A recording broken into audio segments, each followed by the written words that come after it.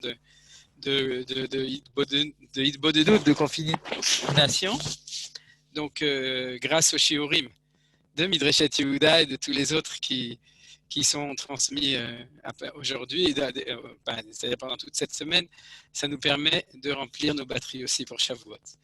Alors, qu'est-ce que veut dire ce verset? Tout d'abord, ce verset a été amené par Rashi. Tout à l'heure, on ouvrira le texte. C'est uniquement pour permettre de commencer par un enseignement oral, on pourrait dire maintenant.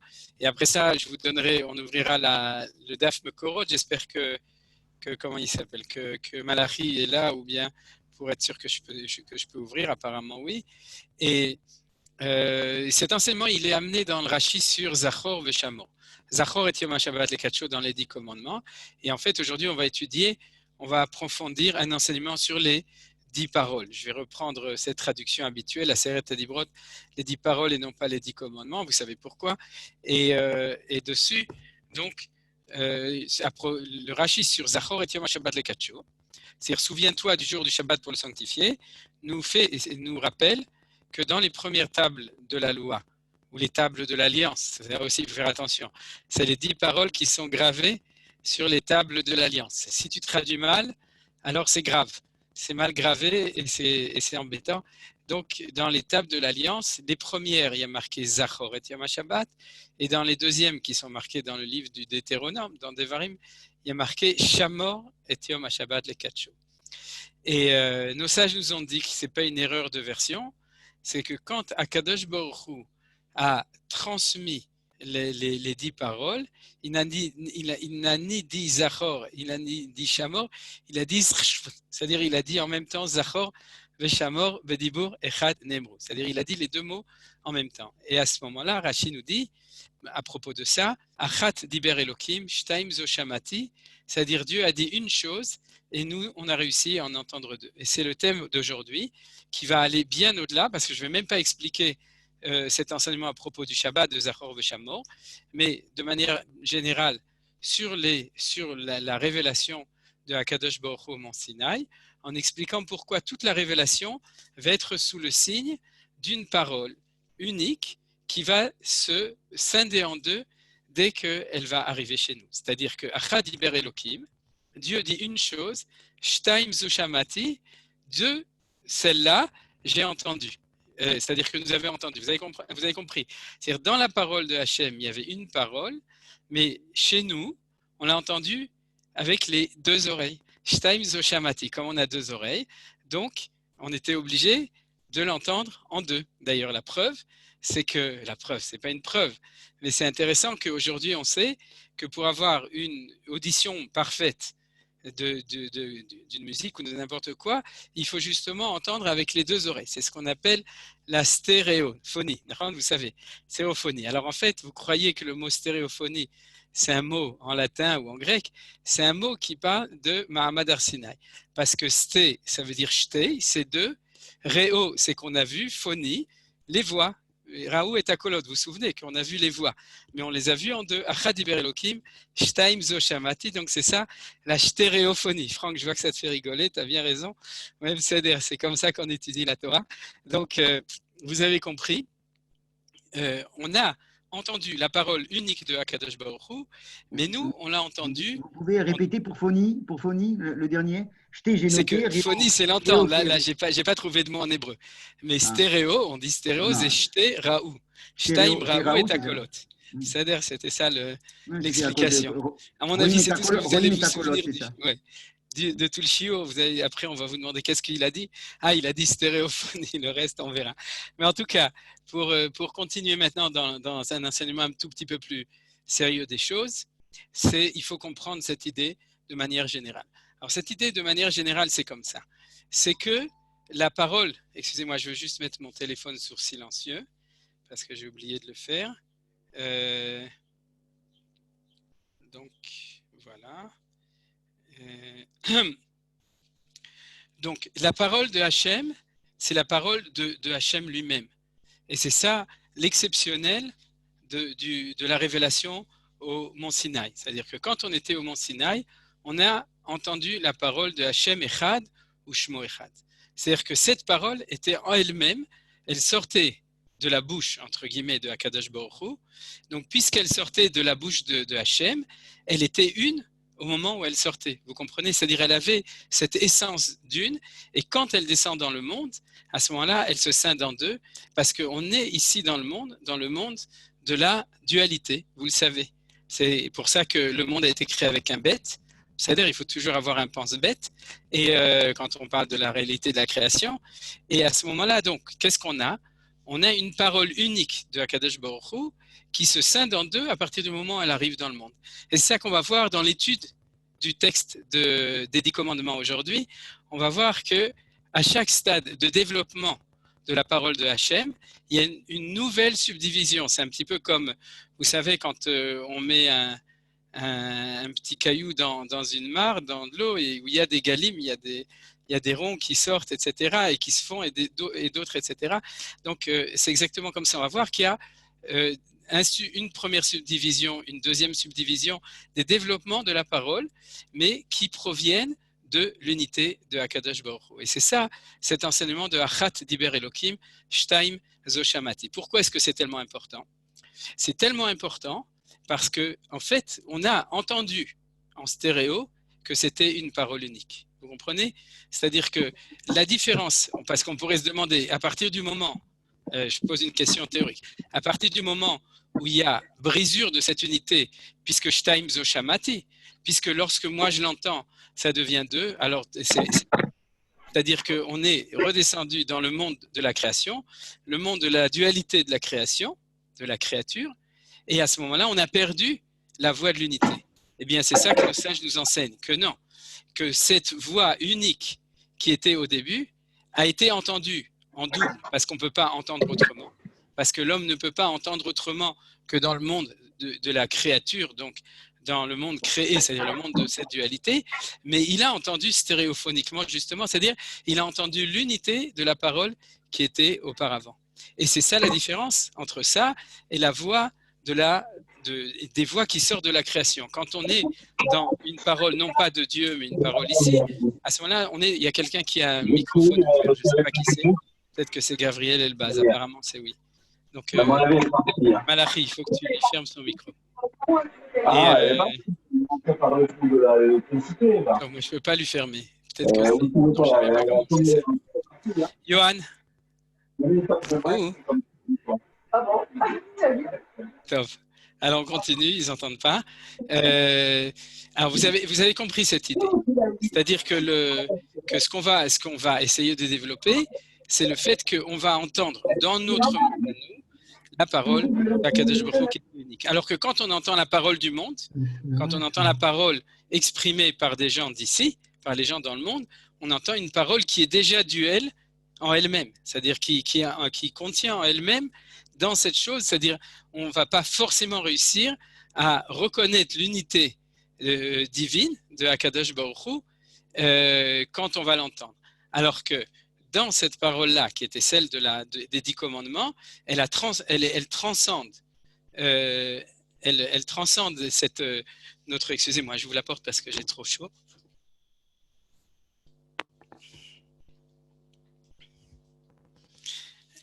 Cette parole-là, donc, elle transcende le monde d'ici et elle nous fait reconnaître ce qui était au-dessus. Alors, pour continuer dans cette introduction, je pense que cette chose-là, elle était perçue en deux dimensions.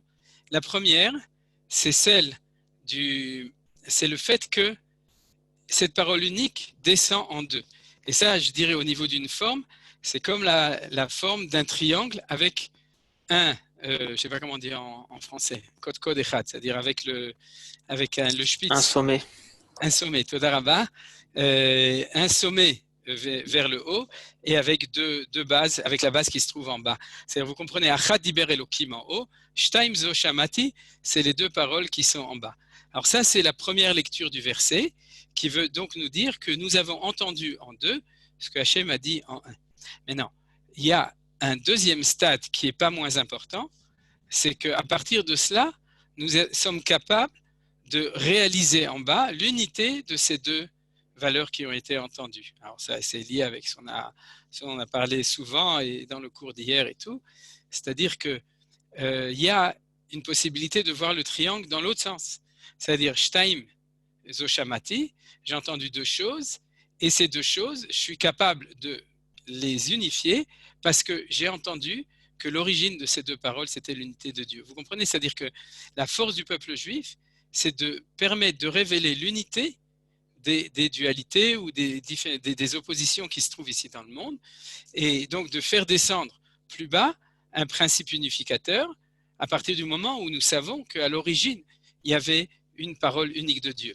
Alors ça, c'est un triangle qui est dans l'autre sens, c'est-à-dire Shtaim Zoshamati, et qui arrive vers le bas avec, comment tu appelles, dit code vers le sommet en bas, un sommet qui se trouve vers le bas, horizon, et vers le bas. Alors vous avez compris que si on fait la somme des deux, on arrive. Ah, décidément, il y a encore quelqu'un qui est là. Ah bah oui. Alors c'est Mac Booker qui est en train qui n'a pas fermé. Ah Yofi, c'est donc Todarabah le Miché Sagar. Vous avez compris. Alors ça, c'est la forme de Rav Ackerman, oui. on va fermer les micros tout le monde. Je suis désolé, il y a trop de gens qui ouvrent et qui ferment, ok? Le CEDER, mais nous, souvenez-vous que c'est pour oui, interagir, mais... chers amis, c'est par chat, comme dans d'autres cours.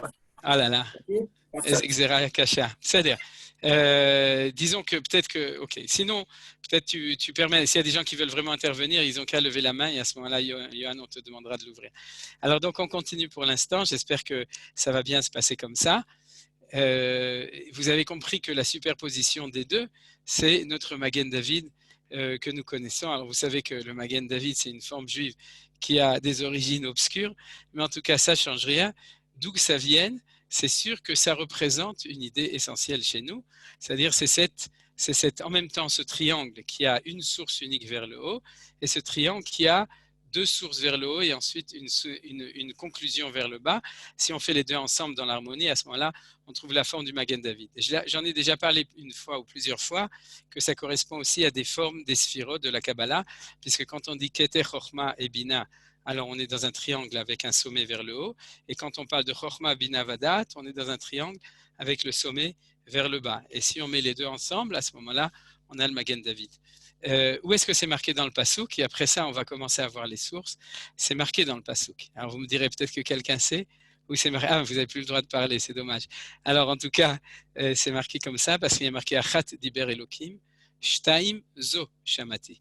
Or, le mot Zo, c'est pas un endroit où on trouve des animaux. C'est-à-dire le Zo dans le Lashon HaKodesh, pas Z-O-O, donc vous avez bien compris. Le Zo, Shtaim Zo Shamati, ça veut dire, Zo, c'est toujours quelque chose, quand on voit Zé ou Zo, c'est quelque chose qu'on peut montrer du doigt. C'est pour ça que quand il y a marqué dans la Shirat Hayam, Zé Eli Ve'anveu, Eloi Avi Ve'aromemenu, nous ça je dis Zé Eli Ve'anveu, que même une servante a pu montrer du doigt la révélation de Hakadosh Baruch Hu. Parce que le mot Zé ou le mot Zo, ça veut dire que c'est quelque chose qu'on peut voir.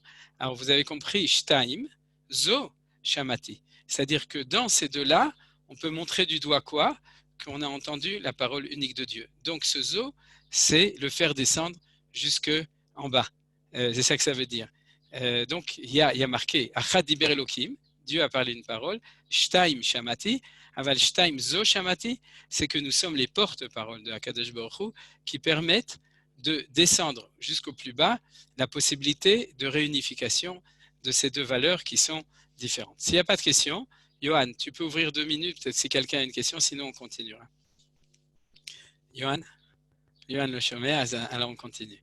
C'est-à-dire, alors donc, quelqu'un... Tout le monde peut parler, tout le monde peut parler. Allez-y, quelqu'un veut me demander quelque chose? À Pessah, on dit Matzazo, Marozé. Il a fait Maudi Ouda, Nachon. Et je crois que c'est Tania qui a envoyé par chat Vezot à Torah. C'est la même chose. Quand on monte la Torah avec le doigt, on dit Vezot à Torah, cher Moshe. Et Yehuda, vous avez tout à fait raison, c'est que Matzazo, c'est pour ça qu'on soulève et qu'on la montre. C'est toujours la même chose. C'est-à-dire, c'est exactement ça. Donc, Shtaim Zo Shamati, c'est que c'est une parole qu'on a pu montrer. Alors, maintenant, puisque c'est comme ça, si vous avez, on va continuer en amenant les références. C'est-à-dire, j'imagine que les gens le voient. Vous voyez pas la source que j'ai amenée là maintenant? Non? Regarde, Machoula Besséder. Oui, ça y est, ça y est. Oui, oui, On Ah, voit, on ça voit. a pris du temps. on voit. C'est-à-dire, c'est comme chaque bonne chose, ça prend le temps de la cuire. Ok. Besséder. Alors donc, vous avez maintenant, donc vous avez le texte, et on va voir que notre étude va être tout d'abord concentrée sur le premier passouk des 10 commandements, des 10 paroles. Anochi, Adonai Elohecha, Asher Otseticha Me'eretz Mitzrayim, Mibet Avadim. Je traduis, bien que j'imagine que tous les gens ici, Kulanu Hachamim, connaissent. Je suis Hashem Elokecha, Hashem ton Dieu, Asher Otseticha, qui t'est sorti Me'eretz Mitzrayim, de la terre d'Égypte, Mibet Avadim, de la maison d'esclavage.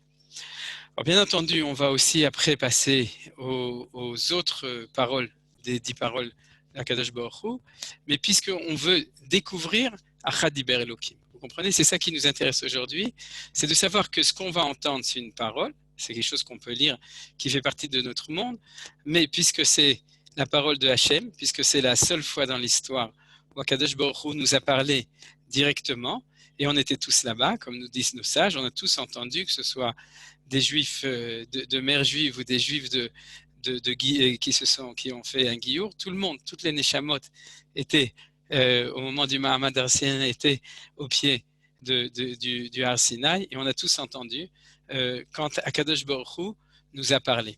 Alors, on va tout d'abord lire dans la première référence, c'est celle qu'on a dit et qu'on a étudiée, c'est Zachor, c'est le Rashi qui dit Zachor, Zachor veshamor bedibur echad neemru, ou sheneemar achad diber Elokim, shtaim zo shamati. Vous voyez, c'est en bleu ici, c'est-à-dire c'est ça qui est dit, et j'ai sauté parce que Rashi amène d'autres exemples, il amène 3 ou 4 exemples, en disant que c'est ça qui est marqué, achad diber Elokim, Akadosh Baruch Hu a parlé une parole, shtaim zo shamati, et 2 zo, comme on a dit, shamati, j'ai entendu. Alors, comment est-ce que ça se passe? Ça se passe de cette manière. C'est que Akadosh Baruch Hu, dans ce pasouk, il s'est présenté à nous de son être lui-même. Ça, c'est quelque chose qui est toujours extrêmement impressionnant à mes yeux ou à mes oreilles, c'est que Akadosh Baruch Hu dit Anochi. C'est-à-dire que quand il se présente à nous, il dit Ani. Encore plus que ça, Anochi, je suis. C'est-à-dire qu'il vient et il dit, il toque à la porte, et il dit c'est moi, coucou, je suis là. Alors, vous vous rendez compte ce que ça veut dire? C'est-à-dire, qu'est-ce que ça, on pourrait dire même, souvent, il y a un risque de s'exposer. Aujourd'hui, les gens savent que s'exposer au regard des autres, c'est pas toujours quelque chose d'évident. Alors réfléchissez, est-ce que pour Akadosh Baruch Hu, c'est tellement évident de s'exposer au regard de l'être humain, au regard du peuple juif et du monde entier? Imaginez-vous que tous les Itonaïm, comment on appelle ça? Ensuite, j'ai oublié en français, je parle en français. Tous les journalistes du monde étaient là pour le briefing, pour l'interviewer. Imaginez-vous les critiques possibles auxquelles s'expose Akadosh Baruch Hu lorsqu'il se présente comme ça en disant Anochi. Eh bien, malgré tout, Akadosh Baruch Hu a dit Anochi, c'est-à-dire qu'il a commencé la parole des 10 commandements par se présenter lui-même. Et de manière extraordinaire, la première chose, c'est que sa manière de se présenter était, comme vous le savez, avec un Aleph. Le Aleph, je l'ai marqué en entier dans la source 3, mais en fait, c'est le Aleph de Anochi. C'est la première lettre. Donc, Akadosh Baruch Hu se présente en disant « je », mais ce « je », c'est-à-dire moi, la première lettre, c'est-à-dire le premier « G » du « je », c'est-à-dire la première exposition de Akadosh Baruch Hu, c'est la première lettre. C'est même avant la première lettre, c'est ce qu'on va voir maintenant dans le Sfat Emet. Mais c'est comme ça que Akadosh Baruch Hu, tout d'un coup, se présente dans son unité qui va commencer à se décomposer. Pas décomposer, mais se multiplier. Et c'est logique. Le Aleph lui-même, en tant que valeur numérique de 1, c'est le Achat Diber Elokim.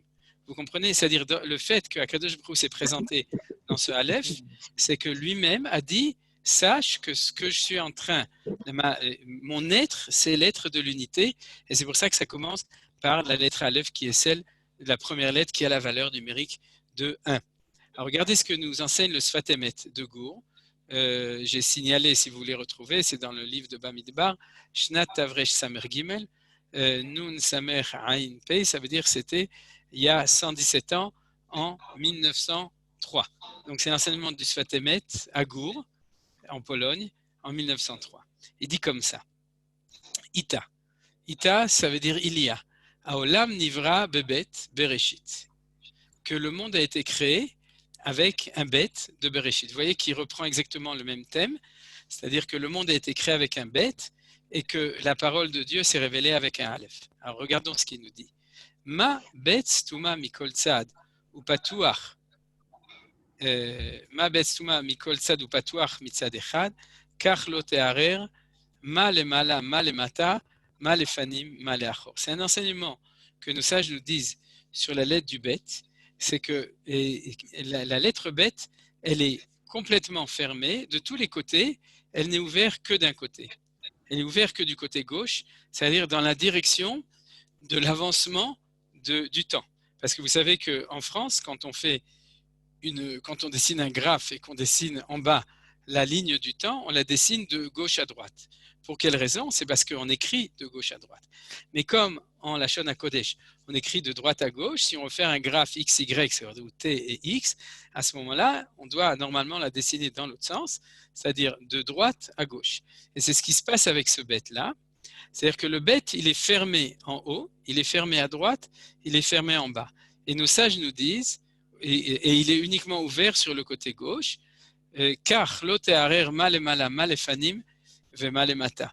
Ça nous indique que tu n'as pas le droit de poser de questions sur ce qui s'est passé avant la création, ce qui est le fanim auparavant, c'est-à-dire ce qui est avant le bête, puisque le bête, donc il est hermétique au niveau de ce qui était avant le temps de la création, puisque l'axe du temps va de droite à gauche, cette ligne verticale du bête au milieu, c'est celle qui nous indique qu'on ne peut pas savoir, altéarer, c'est pas qu'on ne peut pas savoir, tu n'as pas le droit de poser de questions sur ce qui était auparavant. Vous comprenez? C'est comme si sur l'axe du temps, à l'endroit 0, le moment de la création, on avait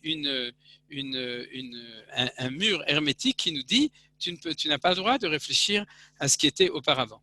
La vérité, c'est que dans l'enseignement des Mekoubalim, on dit que le bête, il a quand même une toute petite queue qui sort en bas sur la droite pour nous dire c'est vrai que tu n'as pas le droit de regarder, mais regarde quand même, puisqu'il y a un petit spitz, comme on dit en yiddish, qui est par derrière pour nous indiquer qu'il y a quelque chose avant. C'est pas parce que tu n'as pas le droit de réfléchir à ça qu'il n'y a rien avant, c'est-à-dire que le monde a été créé ex nihilo, c'est-à-dire qu'il n'y a rien du tout auparavant. Bien entendu que non, il y a le créateur qui se trouve derrière. Et de même, il est fermé en haut, fermé en bas, parce que tu ne dois pas te poser de questions sur ce qui est au-dessus et ce qui est au-dessous. Et d'ailleurs, vous remarquez que de manière générale, l'axe du temps, exactement comme ça, c'est-à-dire qu'on ne peut pas sortir du temps et on ne peut pas reculer dans le temps. C'est-à-dire que notre vie est linéaire d'un temps précis et elle avance toujours de ce côté-là. Donc, elle est exactement comme ce bête, chez l'autre arer mal mala malefanim mal lemata. Imken, je continue dans le Sfat Emet. Imken a Torah sheitrila be'alef anochi, ve'echad patuach le kol adalek tzavot ou le mala ou le mata. Alors il dit attends, mais c'est bizarre, le Sfat Emet. Il dit c'est vraiment très bizarre. Tu me dis qu'on n'a pas le droit. Alors qu'est-ce qui se passe avec la Torah de Anochi? C'est une autre Torah. La Torah qui a été révélée au mont Sinaï, c'est la vraie Torah, celle qui était du moment de la révélation. Et le haleuv du Anochi, il est ouvert de tous les côtés, des quatre côtés. Patuach, le kol, adalek tzavot, ou le mala ou le mata. C'est-à-dire il est ouvert à droite, il est ouvert à gauche, il est ouvert en haut, il est ouvert en bas. Même plus qu'il est ouvert. Il est en fin de compte un X. C'est comme si on avait 4 flèches qui nous disaient regarde à droite, regarde à gauche, regarde en bas et regarde en haut. Vous comprenez? Donc c'est quelque chose qui est bizarre. Pourquoi est-ce que le bête nous a interdit de réfléchir et pourquoi est-ce que la Aleph, au contraire, il nous invite à regarder de tous les côtés? Alors nous répond le Sfat Emet, en effet, le fiche à Torah kadma laolam, parce que la Torah a précédé le monde. C'est-à-dire que la Torah a commencé en fin de compte non pas par le Bet de Bereshit, après le Sfat Emet, la Torah elle commence verticalement, on pourrait dire, par les Aleph de la révélation, et comme la Torah a précédé le monde, vous savez, Torah Kadma Laolam, alors la Torah elle n'est pas confinée dans une maison, Baït, qui serait fermée de 3 côtés et ouverte uniquement d'un côté. La Torah elle est complètement libre, elle est complètement ouverte, elle nous invite en fin de compte à regarder de tous les côtés. Ve'al yedei Torah, Et par la Torah, les enfants d'Israël peuvent connaître le Créateur Yitbarach Shemo. Et le Sfat Emet n'a pas appelé Hachem par hasard Boré, mais c'est pas du barat, hein, mais c'est tout à fait réel. Il a choisi son mot comme il fallait, c'est-à-dire que celui qui était un Boré, donc qui était caché derrière ces trois mechitzot, ces trois séparations qui nous donnent en fin de compte qu'une vision du monde où on se trouve, c'est-à-dire qui nous empêche de voir ce qui est au-delà dans l'histoire ou au-dessus ou en deçà, ou en dessous.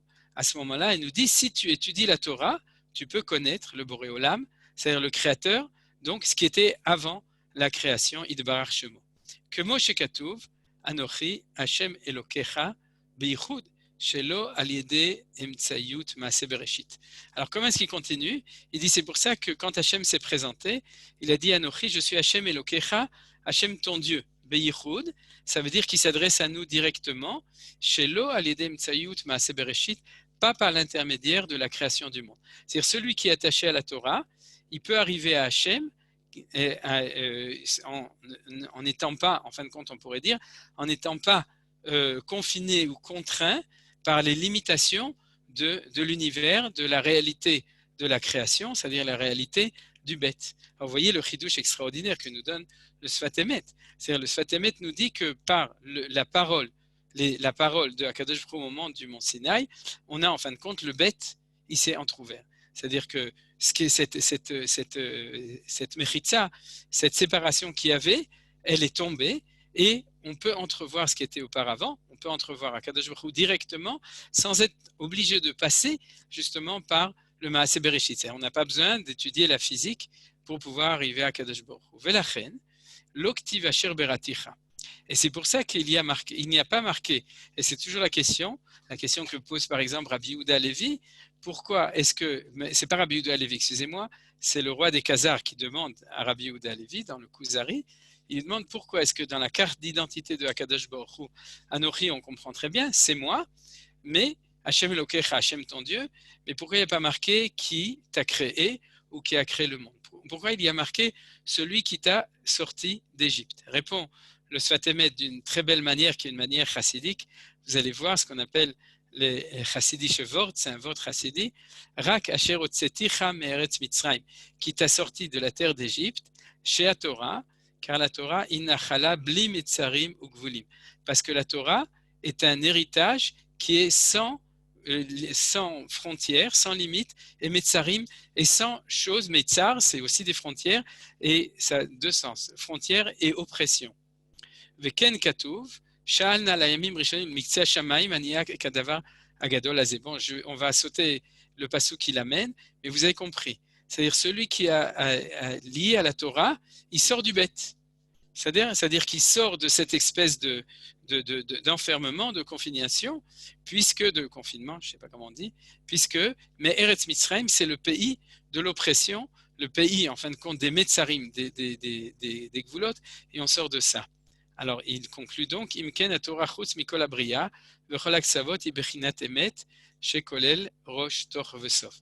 Ainsi donc, la Torah est en dehors de toute la création, et toutes les Kol Aktsavot, c'est-à-dire toutes les extrémités, elle est en dehors de Ktsavot, c'est-à-dire c'est une création qui a une fin, des Ktsavot, des extrémités, en deux extrémités, Vei Bechinat Emet, et c'est pour ça qu'elle s'appelle Emet, parce que la notion de Emet, c'est celle qui a Rosh, Tor, Vesof, c'est-à-dire qui a le Rosh, le début, et ça c'est le mot Bereshit, mais il y a aussi l'intérieur, il y a aussi le Sof, c'est-à-dire qu'elle inclut tout, ce qui était avant, ce qui est pendant et ce qu'il y aura après. Et c'est ça la notion du Emet. Je ne sais pas si vous savez, mais j'ai entendu une fois de la bouche de mon maître arabe, professeur Yoshua Dufour, Shem Yarich Yamav, qui avait fait remarquer que le mot Emet, c'est la première lettre de l'alphabet, la dernière lettre de l'alphabet, et on pourrait dire la lettre Emtsaït, médiane de l'alphabet, pour nous dire que le Emet, c'est celui qui englobe tout. La Aleph, c'est le Rosh, le Tav, c'est le Sof, et le Mem, c'est le milieu, c'est le Emtsa, c'est-à-dire c'est le temps du présent, celui que nous vivons maintenant. Le Rosh, c'est ce qui est avant le Bet, et le Sof, c'est ce qui y aura après la fin de ce qu'on peut entrevoir dans le bête. Alors, si vous avez bien compris ce Sfat Emet, j'espère. Si vous n'avez pas trop bien compris, alors on ouvre de nouveau les micros. Je crois que vous pouvez de toute façon les ouvrir pour pouvoir écouter les choses. Ce qu'on a vu ici, c'est que je voudrais reprendre ce Sfat Emet de cette manière-là, c'est-à-dire au-delà de tout ce qu'on a appris avec lui. Si vous regardez cette lettre de Aleph, c'est en fin de compte, c'est un point central qui se développe de tous les côtés. Vous voyez, c'est-à-dire qu'on peut retrouver dans le Aleph de Anochi, on peut retrouver ce point central qui est le point du début de la création, le Yud, ou le Kutso Shel Yud, et qui se développe en haut à droite, en haut à gauche, en bas à droite, en bas à gauche. C'est-à-dire, bon, c'est un peu comme la forme du X, c'est-à-dire qu'il y a un développement à partir d'un point central. Alors, c'est vrai que ce n'est pas Chadiber Elohim Shtaim Soshamati, c'est-à-dire Dieu a dit une chose et j'en ai entendu deux, mais là, il en a dit une, on en a entendu quatre, si vous voulez un petit peu pointiller, mais en fin de compte, on pourrait dire comme ça. Malgré tout, c'est le fait que, comme il nous dit, ce Aleph est avant le Bet c'est une prison, c'est une prison qui est celle de notre essence en tant que créature, mais ce Aleph nous a sorti de ça, nous a permis de voir comment est-ce qu'à partir de cette unité, les choses, elles se développent, et elles se développent dans toutes les directions, et ça, c'est ça l'Aleph. La vérité, c'est qu'il y a encore un autre sens qui est très joli à propos de ça, quand on parle de Rosh, Toch et Sof, c'est que si vous voyez dans la forme du Aleph, il y a un Yud en haut, il y a un autre Yud en bas, et il y a un Vav au milieu, ce qui fait comme valeur numérique, qui fait 26, c'est-à-dire la valeur du tétragramme de Yud Kei Vav Kei. Et donc il y a le Rosh, c'est le Yud en haut, il y a le Tor, c'est le Vav du milieu, et il y a le Sof, c'est le Vav d'en bas, le Yud qui est en bas. Alors j'imagine que vous n'avez plus de questions, on va continuer. Regardez, on a vu donc que dans le développement des choses, Hachem s'est présenté comme une seule unité, c'est ce Aleph, la valeur 1, et que dans ce Aleph, il y a la force de développement absolue, même au-delà de ce que ce bête nous enferme. C'est ça qu'on a vu dans le Sfat Emet. Alors passons au développement de la parole. De ce Aleph va sortir un nom entier, c'est Anochi. C'est-à-dire que à partir du moment où le Aleph est sorti, il s'est développé, et en effet en 4 lettres, et Akadosh Baruch Hu apparaît avec un mot entier qui veut dire « je suis ». C'est-à-dire que c'est son être. Et son être, on a vu que c'est celui du Aleph. Alors là-dessus, je voudrais inciter un enseignement très joli de la Gemara de Masechet Shabbat, page 105, folio A, qui a étudié ce mot de Anochi qui est marqué dans les 10 commandements. Et qu'est-ce qu'il nous dit? On a 3 enseignements. C'est à propos d'une valeur qui s'appelle le notaricon. Alors c'est quoi le notaricon? Vous voyez, je l'ai souligné ici. La Gemara demande où est-ce qu'on trouve des notaricons dans la Torah. Alors un notaricon, c'est pas un notaire, c'est notaricon, ça veut dire qu'un mot peut se développer en plusieurs mots différents. En français, on appelle ça souvent les initiales, c'est-à-dire SNCF, Société Nationale, c'est quoi? Des chemins de fer. C'est-à-dire c'est un initial. Mais l'initial est une des formes du notaricon parce que ça peut être aussi une compression de plusieurs mots, comme la Gemara donne un autre exemple, Avraham, Av, Hamon, Goïm. C'est-à-dire, or, ce n'est pas exactement des initiales, c'est une compression de plusieurs mots. Et la Gemara, comme par hasard, quand elle est chercher un mot avec lequel elle dit qu'il y a un notaricon, elle utilise le mot de Anochi. Alors j'espère que vous avez compris pourquoi. Parce que dans le Achad Diber Elohim Shtaim Zoshamati, quand Akadosh Baruch Hu dit Anochi, nous, on n'entend pas 4 lettres, on entend 4 mots. Vous comprenez? C'est-à-dire que la parole de Akadosh Baruch Hu a une force de développement. Et cette force de développement, c'est ce qui se trouve à l'intérieur même de cette présentation que nous a fait Akadosh Baruch Hu de lui-même. Quand il dit « je suis », d'ailleurs c'est vrai aussi pour un homme, lorsque quelqu'un se présente et dit « je suis », il amène tout son être. Et comme il amène tout son être, on doit pouvoir faire un notaricon et développer ce jeu, ce Anochi ou ce Ani, et pouvoir voir tout l'être qui se trouve à l'intérieur de ça. Alors là-dessus, il y a une discussion entre 3 grands Chachamim, Rabbi Yochanan, Chachamim, Rabbanan, et Ika de Amré, et d'autres qui disaient autrement. Regardez comment est-ce qu'ils ont étudié ce texte, ce mot de Anochi. Rabbi Yochanan, de Tibériade, vous connaissez peut-être, l'élève de Rabbi Yehuda Hanassi de Rabbi Chia qui a écrit le Talmud de Jérusalem, a interprété le mot de Anochi de cette manière-là. Je vais souligner les lettres et si vous voulez, on va même un tout petit peu encore l'agrandir pour que ce soit encore plus facile à lire. Ana Nafshi Ketivat Yahavit. C'est de l'araméen, mais les initiales sont Anochi. Vous voyez, Aleph Nun Kaf Yud. Et ça veut dire quoi? Ana, c'est Ani, c'est moi. Nafshi, Be'atzmi, moi-même. Ktivat, j'ai écrit. Yahavit, et j'ai donné. Si vous réfléchissez, c'est ce que Rabbi Yochanan voulait nous transmettre. Et ce que je vous explique, c'est selon l'enseignement du Maharal de Prague sur cet enseignement de la Gemara de Maseret Shabbat. C'est que Ana, c'est son essence lui-même. Nafshi, le fait que c'est son être le plus profond. Nafshi, c'est Atzmi en même temps en hébreu, ou bien Nafshi, c'est Nafshi. Alors vous imaginez que Kadosh Baruch Hu dit, ce que je vous donne, c'est pas mon extérieur. Ce que je vous donne, c'est pas mon apparence. C'est pas ce que vous allez voir ou ce que vous allez entendre. Zani be'atzmi. C'est dans la Torah qui vous est donnée, c'est mon être à moi qui vous est transmis. C'est la chose extraordinaire. Vous comprenez? On peut dire que quand le monde a été créé, Akadosh Baruch Hu se présente habillé par la nature. Mais là, quand Akadosh Baruch Hu dit Anochi, c'est son nefesh à lui, c'est-à-dire son essence à lui qui nous est transmis à nous dans le monde. Il s'expose complètement, il donne son être tel qu'il est lui-même, et c'est ça qu'on peut retrouver dans la Torah. Alors c'est ça qui est marqué Ana, c'est Ani, qui, quoi de moi-même, c'est Nafshi, c'est mon nefesh, c'est-à-dire mon essence même. Et qu'est-ce que j'en ai fait? Ktivat, je l'ai écrit, je l'ai mis par écrit, et c'est les 10 paroles, bien entendu, qui ont été écrites sur les tables, mais c'est aussi la Torah en entière. C'est-à-dire que quand tu étudies la Torah, tu es en train de lire les noms de Akadosh Baruch Hu, ce que disent les kabbalistes, c'est-à-dire que toute la Torah, c'est des noms de Akadosh Baruch Hu. Mais c'est plus que des noms, parce que les noms, c'est l'être. Le Shem, c'est la Tzmiyut, c'est-à-dire que ce qui est inscrit dans la Torah, c'est le Nefesh Elokit, c'est-à-dire c'est l'essence, c'est la Tzmiyut, c'est l'essence même, c'est la Neshama de Akadosh Baruch Hu qui est descendue dans le texte de la Torah. Et le point important, Yahavit en araméen, c'est je l'ai donné, c'est-à-dire que ce n'est pas suffisant de l'écrire, il faut aussi qu'elle soit donnée, et Akadosh Baruch Hu l'a descendue jusqu'au fait de nous la donner.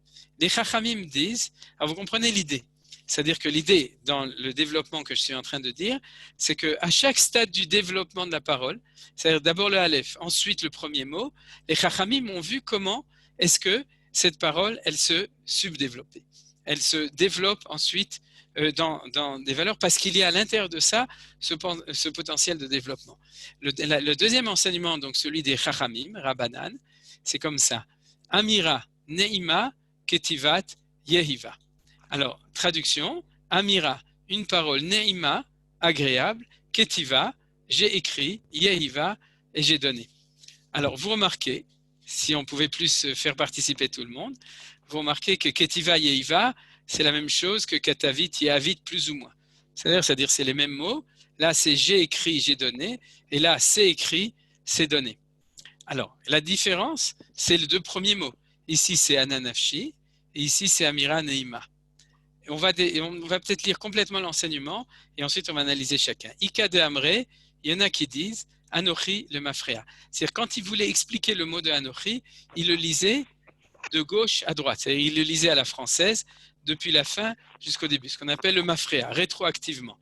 C'est-à-dire que, regardez, ils lisent Yud, Kaf, Nun, Aleph, c'est-à-dire c'est le mot Anochi à l'envers. Il commence de la fin et il retourne au début. Et ils traduisent comme ça, Yehiva, Ketiva, a été donné, a été écrit, Neemanim, sont fidèles à Marea, ses paroles. Alors vous remarquez que le point commun de tous, c'est Yehiva, Ketiva. C'est-à-dire que donné et écrit, ça se retrouve dans tous. Mais dans celui-là, on a, donc dans chacun, on a sur les deux premières lettres une lecture différente. Ici, c'est les paroles de Dieu sont fidèles. Fidèles dans le sens où il est fidèle à sa parole et les paroles se réalisent. C'est ça ce qu'on appelle El Melech Neiman, c'est celui qui réalise sa promesse. Alors tout d'abord, vous imaginez très bien que les Chachamim, ils ne jouaient pas Stam avec la révélation de Akadosh Baruch Hu, la première des paroles, le premier des mots de la première des paroles qui signifie le fait qu'Akadosh Baruch Hu se présente lui-même en disant « c'est moi ». Donc, s'il y a 3 enseignements différents, chacun doit avoir une signification profonde et véritable de ça. Alors, les Chachamim, bien entendu, tous les commentateurs se demandent pourquoi est-ce que le 3e s'est lu à l'envers. Ça devait être un Belge, Ika de Amré. C'est pour ça qu'il lit les choses à l'inverse. Et donc, il faut bien comprendre. Alors, le Maharal nous dit qu'il y a, et c'est un enseignement de Maïmonide, qu'il y a le poël, la peoula et le nifal. C'est-à-dire qu'il y a l'acteur, il y a celui qui donne, il y a celui qui reçoit, et il y a l'objet qui a été transmis de l'un à l'autre. Et nous dit donc le Maharal, Rabbi Yochanan parle de celui qui donne, de Akadosh Baruch Hu, et c'est pour ça qu'il parle de Hanan Nafshi, c'est-à-dire dans le Hanochi, il a parlé de lui. Les Chachamim nous parlent de l'objet qui était donné, c'est-à-dire qu'est-ce que Hachem nous a donné pour nous révéler son être dans le monde, pour nous permettre d'être en connexion avec lui. Bien entendu, c'est la Torah. Et le Ika de Amré, ceux qui disent, il parle dans l'autre sens, parce qu'il parle de bas en haut, il parle de celui qui l'a reçu, c'est-à-dire l'homme. Vous comprenez? C'est-à-dire la Torah de Dieu qui se présente tel qu'il est perçu par celui qui la reçoit. Et comme c'est par celui qui la reçoit, ça se lit à l'envers. On pourrait dire à l'endroit, c'est de haut en bas, et à l'envers, c'est de bas en haut, ou bien c'est l'homme qui remonte depuis le bas vers Akadosh Baruch Hu qui est en haut. Vous comprenez? C'est ce mouvement dans les deux sens. Akadosh Baruch Hu qui donne, et une fois qu'on le reçoit, d'ailleurs, on peut revenir au Magen David dans l'autre sens, c'est-à-dire ce Magen David qui est dans cette forme-là, du triangle avec le shpiz d'en bas, c'est-à-dire c'est l'homme qui remonte vers Akadosh Baruch Hu dans l'autre sens, c'est pour ça que c'est lu à l'envers. Alors, le chidouche qui est dit du coup, c'est comme ça. Amira Neima. C'est quoi Amira Neima? C'est que la Torah, c'est quelque chose qui est naïm, qui est agréable, c'est une parole qui est bonne et bonificatrice. Tout le monde le sait, c'est un des plus grands chidushim. C'est-à-dire que quand Akadosh Baruch Hu nous a donné la Torah, il nous a donné ce qu'il était lui. Il nous a donné son être et il peut la donner de différentes manières. De manière qui impose, de manière qui disqualifie, de manière de manière totalitaire. Et les Chachamim nous disent par affirmation que quand Hachem se présente en tant que lui-même, il évacue au contraire on pourrait dire, cette impersonnalité du bête de la création pour arriver à la personnalité, le fait qu'il est quelqu'un, comme nous disait Manitou, et c'est ce Anochi, c'est lui-même. Et donc automatiquement, la Torah du Anochi, c'est une Torah de Amira Neima, c'est une parole qui est agréable. Tov li Torah picha mi alfe zava chesef derachea dache noam vechol netivotea shalom, c'est-à-dire toutes les voies de la Torah sont dache noam, des voies de noam, des voies qui sont neimim, des voies qui sont agréables, et c'est ça le fondement de la Torah, de la parole de Dieu qui a été révélée au Sinaï. Et là, on va retrouver dans l'enseignement donc qui va dans l'autre sens, Nehemanim Amarea. Et ça, on peut le dire, d'autres commentaires, bien entendu, expliquent autrement, mais selon Manitou, quelle est notre manière de découvrir Akadosh Baruch Hu? C'est selon la fidélité de Hachem à sa promesse. Neheman, El Melech Neheman, ou comme on avait dit, Ani Hachem, à propos de Vaera, je suis Hachem, Neheman Lekayem Avtachati, celui qui a la fidélité à la promesse et qui réalise la promesse. Alors c'est ça qui est marqué, c'est-à-dire que par rapport à lui, c'est Hanan Nafshi, ce qui est descendu dans le texte écrit et donné de la Torah, puisqu'on est dans la Torah, et c'est ce Anochi, c'est moi-même. La manière dont c'est donné, c'est de manière agréable, et la manière dont il est découvert par nous, c'est dans la Emouna, et cette Emouna, c'est le même mot que Nehemanim, la Emouna, la foi en Dieu, c'est pas la connaissance de Dieu, c'est la reconnaissance de Dieu. C'est-à-dire la capacité de reconnaître la fidélité de Akadosh Baruch Hu à son projet, à sa promesse et à sa fidélité vis-à-vis du peuple juif. Alors tout ça, vous avez compris, au début on était dans le Aleph, on est passé à Anochi et on va passer au stade suivant. Hachem Elokecha. Anochi, Hachem Elokecha. Et vous allez tout de suite reconnaître que automatiquement, Achad Iber Elokim, Shtaim Zoshamati. C'est-à-dire que déjà là, on voit le développement de l'essence de Dieu, qui était une au moment de Aleph et encore une au moment de Anochi, elle devient deux au moment où il se présente dans ses noms. Parce qu'il y a le Hachem et Elokim. Alors vous le savez très bien, Hachem c'est Midata Chesed, Brigitte, tu peux répondre parce que ton micro est ouvert. Alors, et Elohim, c'est quoi? C'est Midata? Din. Midata Din, Nachon. Exactement. Donc, quand il y a marqué ici Hashem Elokecha, c'est que Akadosh Baruch Hu, qui dit Anochi, je suis un, c'est-à-dire c'est moi dans ma totalité, dans mon nefesh, dans mon essence, mais dès que je donne un nom, il y a déjà Shtaim Zoshamati, il y a deux noms qui me définissent. C'est en même temps Hashem et en même temps Elohim. Menachem, Oui, Menachem, est-ce que je peux poser une question? mais bien J'espère- sûr, Voilà. surtout toi.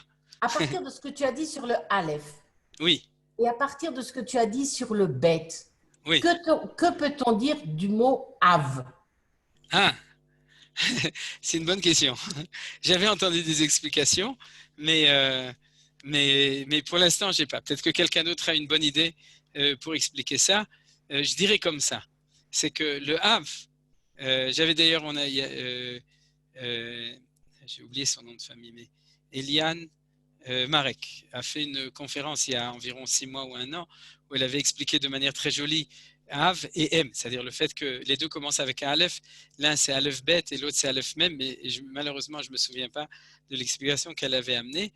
En tout cas, je dirais comme ça, c'est-à-dire qu'en effet, on a un triangle dans le Père, c'est-à-dire le fait qu'on peut retrouver Achad Diber Elohim Shtaim Zoshamati, même dans l'enseignement du Père, c'est-à-dire dans la présence du Père, il est dans ce monde, d'ailleurs il y a double, il y a le Père et la Mère, mais il y a quand même une possibilité de retrouver, on pourrait dire la Shrina Benem, c'est-à-dire le Aleph qui est derrière. Mais ceci dit, je n'ai pas en mémoire d'autres explications qui sont meilleures. Je t'invite, Brigitte, si jamais tu as une meilleure idée. Mais Simcha Rabba. Menachem, je peux simplement apporter un petit commentaire. Oui, bien sûr, mais Simcha Maurice. Voilà, simplement Maurice, de ce que... Oui, c'est ça, voilà, Ouais. de ce que j'ai entendu de la part du Rav Steinman. Le Aleph, donc tu as dit, c'est la dimension d'Hachem, il n'y a pas de limitation, mais le Aleph, c'est un Vav et 2 Yud. Mhm, Et le Yud Ke Vav Ke, il y a 2 He, et les 2 He donnent le deuxième Yud. mhm.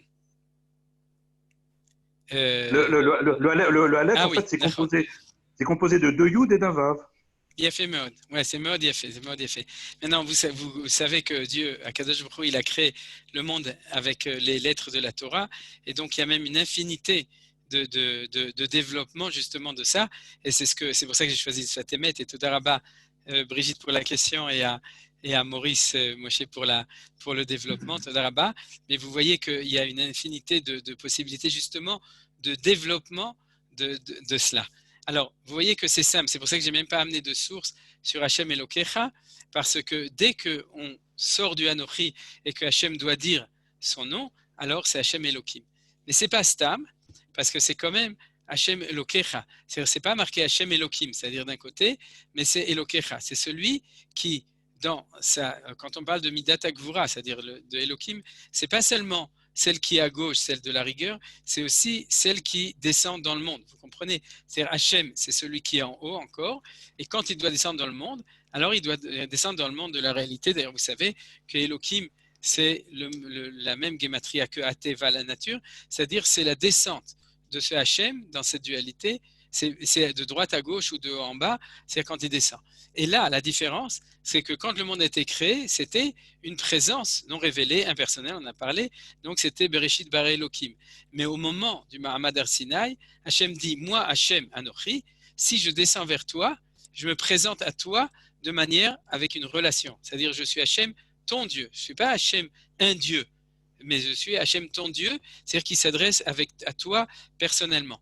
Alors, à qui il s'adresse? C'est au singulier, vous avez remarqué. D'accord? Qu'est-ce que vous dites? À chacun de nous. Il a fait Meod. Première explication, c'est qu'il s'adresse à chacun de nous, et c'est ce que le Midrash dit. C'est que quand les Bnei Israël, ils ont fauté, à ce moment-là, Moshe Rabbeinu, il est monté au ciel, et il a dit, tu sais, c'est pas de leur faute. Ils n'ont rien compris. Ils ont cru que quand il y avait marqué Hachem Elokecha, que Akadosh Baruch Hu, il parlait que à moi, à Moshe Rabbeinu. Donc, tu n'as pas besoin, comme on a dit hier, de les amocher. Dieu, il me parlait que à moi, Elokecha. C'est-à-dire, donc. Quand il y a un singulier, pardon.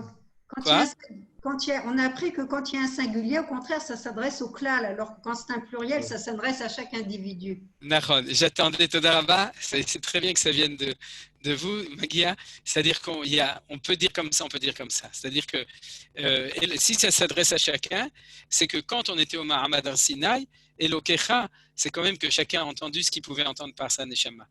Et donc, du coup, Moshe Rabbeinu pouvait aussi dire, c'est ça le sens de ce midrash, qui va dans le sens de Tania, c'est-à-dire qu'il pouvait dire qu'en fait, il s'adressait que Elokecha personnellement à Moshe Rabbeinu. Mais tu as raison, Nadine, c'est ce que disait Rav Tzvi et ce que disait aussi Manitou. C'est-à-dire à propos de ça, excusez-moi, mais il y a quelqu'un qui toque à la porte et je suis tout seul. Donc je lui ouvre la porte, je reviens dans une seconde. C'est comme ça la vie, hein, quand on est en confinement. C'est-à-dire qu'il t'est sorti du pays d'Égypte, de la maison de l'esclavage, il s'adresse au peuple juif. Donc c'est ça le yichud des deux, Shtaim Zoshamati, c'est-à-dire la perception de l'absolu du chesed de Akadosh Baruch Hu, en même temps avec la perception du din, Shtaim, mais celle-là, c'est pas n'importe quoi, c'est celle où quand il se révèle ici, c'est la révélation. Donc la révélation, c'est rentré dans le bête, souvenez-vous, Breshit bara Elokim, mais c'est pas Hachem Elokim, c'est Hachem Elokecha, celui qui s'adresse au peuple juif, ou bien à l'individu ou au peuple juif, en tant que nation de manière globale, réelle. Alors après, on est dans le pasuk en entier. Je ne l'ai pas marqué parce que vous le connaissez. C'est Asher otzeticha me'eretz Mitzrayim mibet avadim. On va le reprendre. Et en fin de compte, vous savez, ici, il y a un Atnar. Vous voyez ce qui est marqué en bleu tout en bas. Ouais, je vois que vous regardez, c'est un petit peu petit. Mais il y a les ta'amim. Vous savez que s'il n'y a pas de ta'amim, la Torah, elle n'a pas de goût. Donc, il faut qu'il y ait des ta'amim. Et vous voyez ici, je vous l'indique ici, le tam qui est en bas, c'est une cloche à l'envers, une cloche à fromage. Et c'est ce qu'on appelle un etnarta ou bien atnar, ça dépend si on est ashkenaz ou sfarad. Et ça veut dire que c'est le milieu du pasouk. Et ça, c'est toujours quelque chose qui est très important. C'est de savoir que dans un pasouk, il y a toujours, dans pratiquement 80% des psukim de la Torah, ils sont divisés en deux. Il y a toujours la première partie. Alors, on a vu aujourd'hui, donc, premièrement, que ici c'est déjà divisé. C'est-à-dire le Aleph qui était 1 et c'est découvert comme 4, ou comme l'unité du nom de Hachem, qui se développe. Il y a quelqu'un qui a ouvert son micro, Michel Kozinski, Nals Goroto, et donc qui s'est subdivisé en 4. Besséder. En plus, il est Hadashot. On vous écoute pas, Rav. On vous écoute pas. Quoi? On vous écoute pas bien. Oui, justement, parce qu'il faudrait que les responsables ferment tous les micros du coup. Okay. Pouvez-vous fermer votre micro? Il faut fermer les micros. Fermez tous les micros. Fermez tous les On micros. entend les informations. Fermez tous les micros. Tov, Yohan ou Malachi, fermez les micros. C'est-à-dire.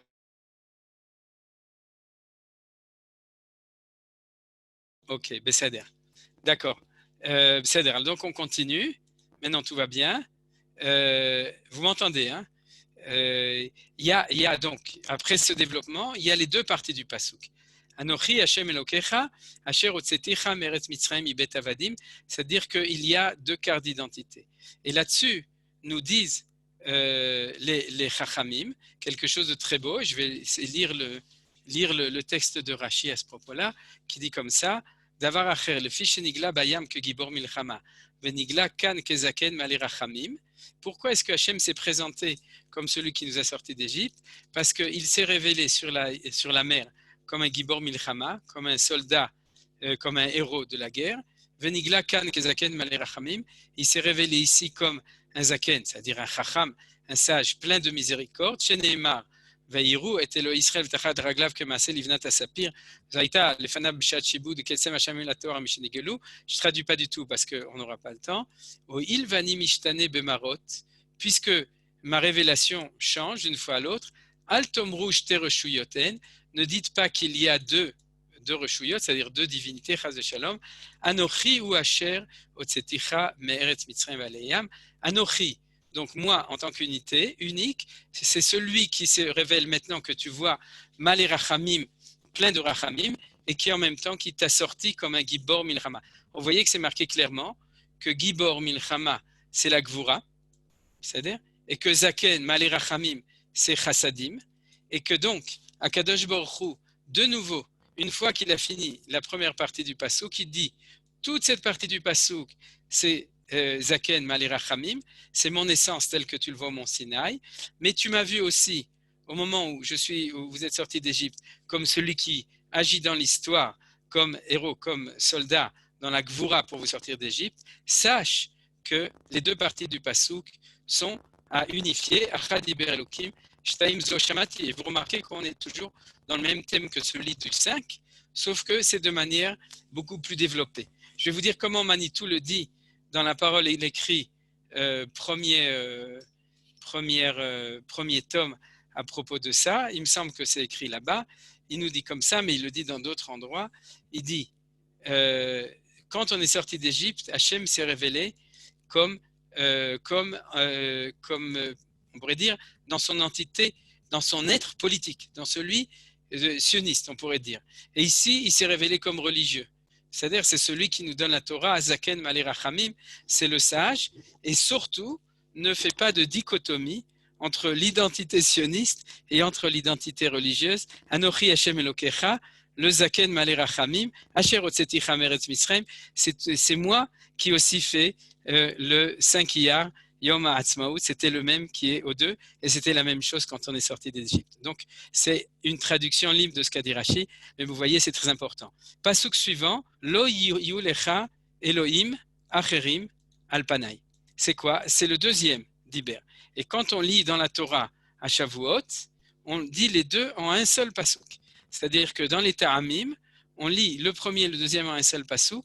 Pourquoi? Parce que la Gemara dans Makot nous dit Anochi velo yelecha mipi agvura shama'anum. Comme vous savez, on n'a pas entendu les 10 paroles par Akadosh Baruch Hu, on en a entendu que 2. Le premier et le deuxième. Je suis et tu n'auras pas d'autre Dieu devant ma face. Et pourquoi? Parce que quand on parle de Achad diber Elokim shtaim zo shamati, c'est exactement comme ça. Il y a, pour comprendre la définition et l'essence de l'être, il y a la définition positive de ce qu'il est, et il y a la définition, donc de manière négative, de ce qu'il n'est pas. Et c'est le lo, c'est ce qu'il n'est pas. Lo yelecha Elohim acherim alpanai, il n'y a pas d'autre Dieu à part moi. C'est le monothéisme compris de manière non pas positive de l'essence, mais négative de ce qui n'est pas. Et vous savez que l'homme a tendance plus à comprendre de manière négative que de manière positive, jusqu'au point où Kant, dans la critique de la raison pure, a dit qu'on ne peut pas arriver à la perception de l'être de manière essentielle, de manière positive, on ne peut que comprendre de manière par la définition. Eh bien, c'est exactement ce que la Torah nous raconte, c'est que Akadosh Baruch Hu s'est présenté complètement, et puisqu'il s'est présenté complètement, il s'est présenté de manière positive dans le premier pasuk, Anochi Hashem Elokecha, et ensuite de manière négative dans Lo Yelecha. Et le Rambam Maïmonide dans Moreh Nevuchim va plus loin, malheureusement on n'a pas le temps de lire et de l'étudier, mais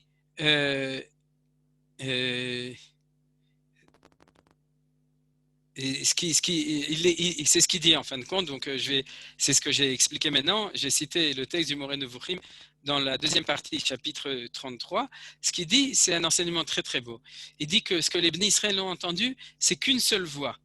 Ils ont entendu une seule voix, et dans cette voix, ils ont entendu les deux choses. Si nos Chachamim nous disent que ces deux premières paroles sont sorties de la bouche de la Gvura, Akadosh Baruch Hu a dit une seule chose. Mais nous, puisque dans notre manière de comprendre les choses, on ne peut les comprendre qu'en additionnant la manière positive, Anochi, l'être, et ce qu'il n'est pas négatif, Lo Yelecha, alors cette présentation, ce Anochi, je dirais ce Aleph, ou ce point central, a été entendu par nous, par le peuple juif, avec les deux, puisque comme vous vous souvenez, c'est les deux oreilles.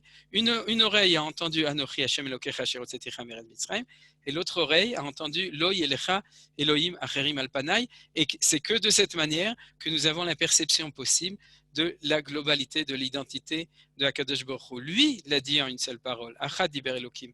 Mais nous ne pouvons l'entendre que de cette manière. Alors je vais terminer donc cet enseignement, et peut-être par le fait que cette subdivision va se retrouver tout le temps.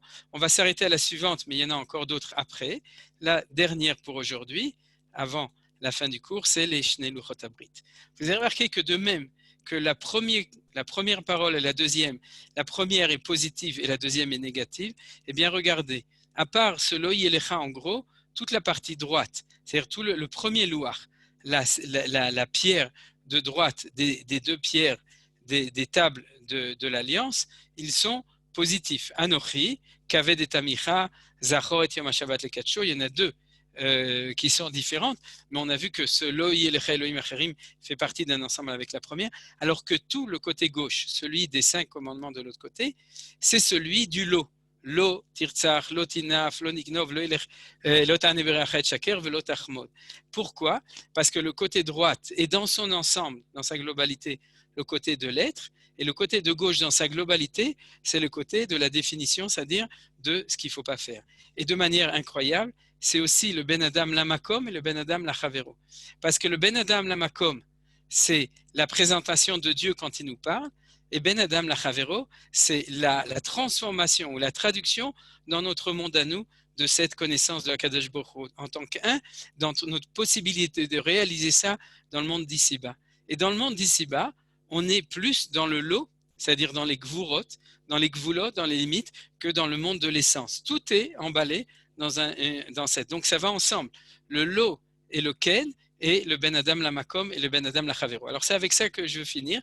Donc si je conclue tout ça, vous comprenez que ce que j'ai voulu enseigner aujourd'hui, et j'espère que cet enseignement nous permettra à tous de mieux recevoir la parole de Akadosh Baruch Hu et ces paroles qui sont les paroles du Brit, de l'alliance entre nous et lui, de mieux entendre combien Akadosh Baruch Hu nous a, en fin de compte, nous a parlé une parole de son unité. Ce n'est pas une parole unique, c'est la parole de Achat, c'est la parole de Akadosh Baruch Hu, et que plus elle descend dans le monde, plus elle se subdivise, et que notre possibilité, c'est de pouvoir entendre dans toutes ces subdivisions que je vous ai montrées aujourd'hui, dans les 10 commandements eux-mêmes, à partir du Aleph lui-même, ensuite du Anochi, ensuite des 2 premiers mots, ensuite du premier Passouk, ensuite des 2 premiers, ensuite des 2 Luchot Abrit, et il y en a 2 de nouveau, la droite et la gauche, de pouvoir reconnaître de